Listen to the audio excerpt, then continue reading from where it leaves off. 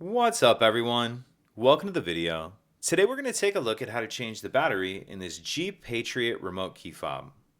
This Jeep Patriot key fob is going to use replacement battery CR2032, and I'll put a link in the description box of this video to where you can find these replacement batteries if you're in need. The other thing I'm going to use to change this key fob battery is a flathead screwdriver. So if we grab our key fob and we flip it over so the buttons are facing down, and then we take a look down here near the key ring, or the key blade rather, off to the one side we see there's this notch right here. So what I'm going to do is take my screwdriver and stick it in that notch like that. Make sure it's all the way pushed in. Then I'm going to twist the screwdriver like that. And as I do that, it pops that back cover up. Go ahead and pull that cover the rest of the way off. And then we see our battery right here. And in this battery holder, there's a little bit of a space right here that will allow you to get your screwdriver in there, get under the battery and pop it out of that holder.